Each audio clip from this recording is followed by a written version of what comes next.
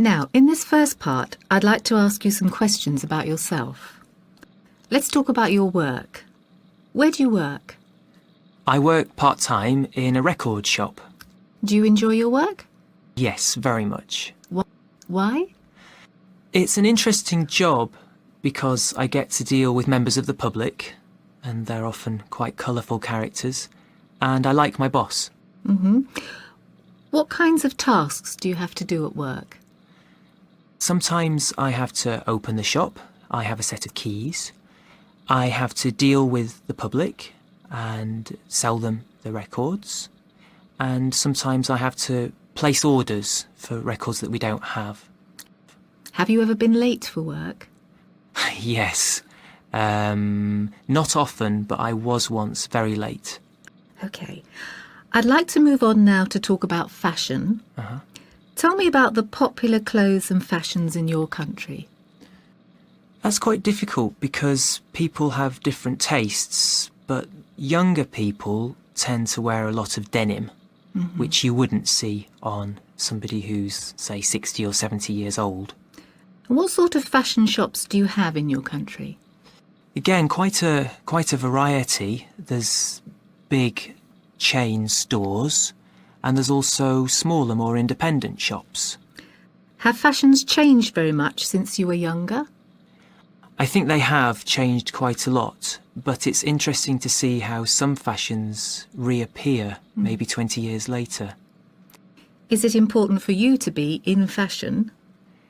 Yes. Not desperately so, but I do like to be quite fashionable. OK. Let's move on to the topic of the internet. How often do you use the internet? I'd say I use it almost every day, but mainly just in the evenings. Does everyone in your family use the internet? Yes. Well, everybody apart from my dad. He doesn't like it very much, but we're slowly persuading him to use it more. What do you use the internet for? I use it mainly to check my emails. I've got friends all around the world, so I like to keep in touch with them by email. And I also use the net to look up information. When did you last use the internet? I used it last night. I needed some travel information. I'm thinking about flying to America next year. And I also had some work to do on my history project. Now, I'm going to give you a topic and I'd like you to talk about it for 1 to 2 minutes. Before you talk, you'll have 1 minute to think about what you're going to say. You can make some notes if you wish. Do you understand? I'd like you to describe a place that you would like to visit.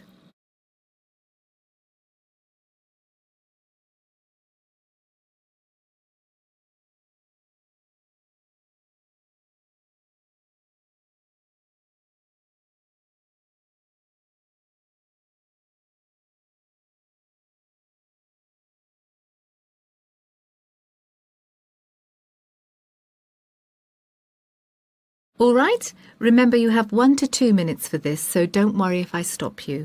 I'll tell you when the time is up. Can you start speaking now, please? Okay. I've always wanted to go to China ever since I was a little boy. I've never been, and it is a long way, which might mean that it's too expensive, but I'm going to look into it. I think the best time to go would be for Chinese New Year, with all the celebrations happening, which I believe is at the end of January.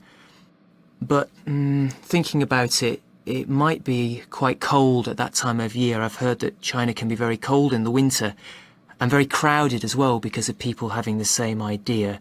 So actually, maybe I should go in the summer, although it might be too hot then. So maybe the autumn, yeah. I'd like to go to China in the autumn. I'd really like to take my girlfriend. Her family is from China, so that'd be really good. She's always wanted to go as well. And when we get there, I think it'd be a shame not to see the Great Wall. That's something we'd really like to do.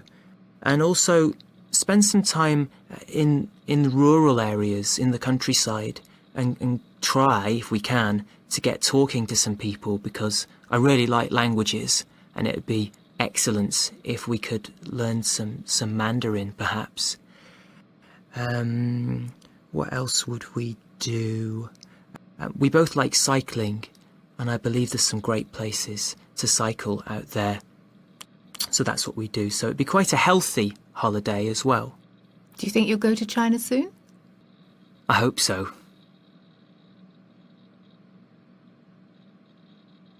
We've been talking about a place you'd like to visit, and I'd like to discuss with you one or two more general questions related to this.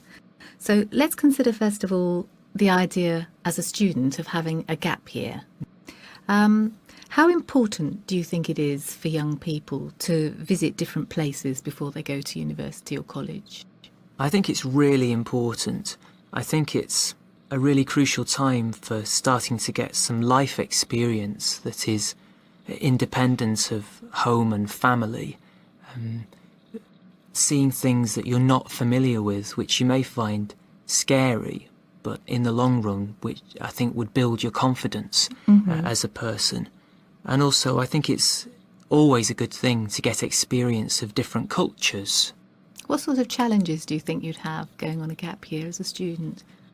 I think there might be language challenges and financial challenges as well, because obviously as a student, I don't have much money, so I would have to think about whether or not I would work whilst I was abroad in order to fund that study. Do you think it's useful to work for other reasons as well, besides money? Besides money, yes, I think it's another way of getting underneath the surface of a different country's culture.